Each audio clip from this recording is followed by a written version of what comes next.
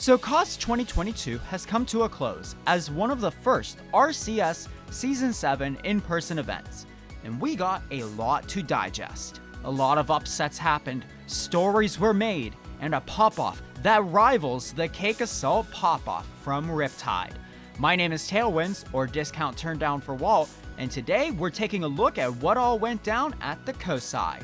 Before we begin, I will not be able to go into absolutely everything that happened here, but I will leave a link in the description to a playlist of all that happened at the Rivals of Aether tournament at COST, thanks to my friends over at Gushi who streamed the entire event. Also, I will be uploading a second video featuring an interview with Sega about the win, as well as what he plans on doing moving forward, so be sure to subscribe to the channel so you don't miss it.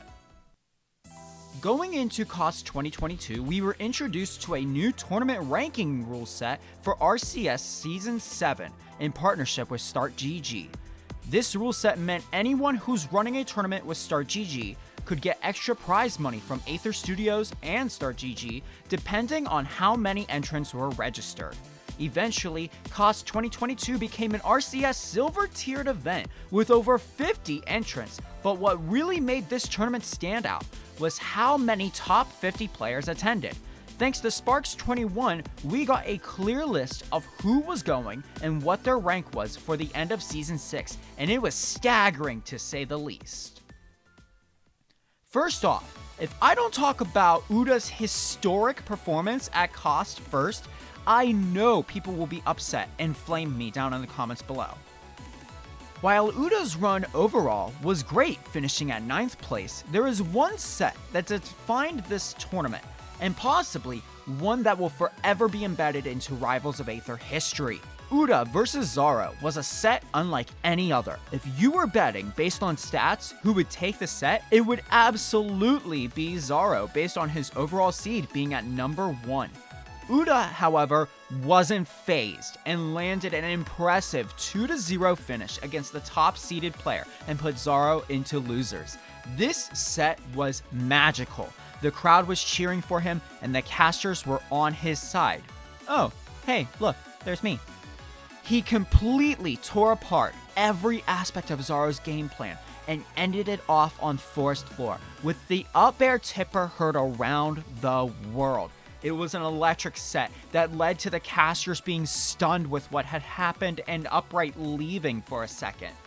While Uda unfortunately after that set lost both the other sets he played, this Clarence solo main is one to be on the lookout for going into this season. Our next notable player from this event is definitely Sparks 21. This was his first offline event in a while where he was able to get a top 8 placement, and especially getting 3rd place on top of it. What was notable about this run was that this was one of the first times offline that he finally got to show off his Maypole, who he's been building up for the past half a year. He also got to really show off his top-notch missile play with his Eliana, and with his high-pressure plays by putting Rising Star Akashi into losers and beating Audi, who previously had won multiple times over Sparks in bracket. Overall, he was able to show that he's a big threat going forward this season, and I cannot wait to see what more he has in store. What's also impressive was that he wasn't the only Eliana main to make it into top 8, but Gushi's very own Bookworm was also able to get a top 8 finish. She played extremely well with her solo Ellie, proving consistency is key by taking out notable players such as Audi, Tanko, and Mr. Mutton to go out into first seed Zaro in losers. Overall, Bookworm also proved this last weekend that she will definitely be one face to fear moving forward in Season 7. Akashi has been a name well regarded in the scene as the positive Absa who was on the rise last season. This performance at COST proved he was a monster on the sticks.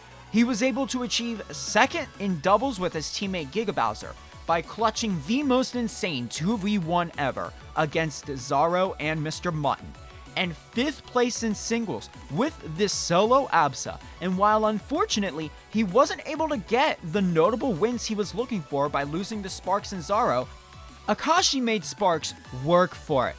And hopefully, he'll be able to get that run back the next time we see him offline. Our next notable player at this event has to go to Tanko. At 14 years old, this kid is doing things that every 14-year-old wishes they could be, and he's playing Aether, widely considered to be in the top 5 worst characters on many people's tier lists. He got to mess with his opponents hard this weekend by taking out notable players Throne Orc, Lucius, and Uda by showing off his impressive edgeguarding capabilities and devastating punishes with the Polar Bear. While he unfortunately lost to Audie's amazing Zetaburn in the end, Tanko proved that despite his weaknesses, Aether can still be a menace to overcome against. Finally, who knew a player sponsored by a drink company of all things would win it all? Ahmet Sego Kurder was seeded second for this event, and while that is nothing to sneeze at and a very impressive seeding, he finally got that big time win he was looking for. Sego got a very good run with the help of Uda taking Zaro to losers, and it was smooth sailing all the way to winner's side of Grand Finals, until he met back up with Zaro in Grand Finals, who went and made a terror through losers top 8, playing 7 sets, which at that point was the most out of anyone in attendance. He was able to get the 3-1 reset on the Olympia main, but in the end, Sega was able to find the opening he was looking for in Game 4 of the reset and dealt the final blow. The set was complete. Sega was crowned champion, and he popped off in what I can only say would be a Hungrybox approved pop-off. Unfortunately, I wasn't able to talk about everything that happened at COS 2022, like Audie beating MSB for 9th, Giga Bowser beating LP for 13th, then losing last stock, last hit against Zaro for 9th as well, MSB getting the 2-0 win on LP, Mr. Mutton beating MSB, and so many more. But this tournament was a game changer. We got to see some high-level plays and amazing upsets throughout, with a sign of the future rankings being unknown with how it will go. With that, that is the end to COS 2022. If you like this video, be sure to hit the like button, and a sub to the channel would be as amazing as a Sprecher sponsorship. I also want to thank Sparks21 for the tweet to list the ranked players attending, and to Sega for sitting down for an interview with me.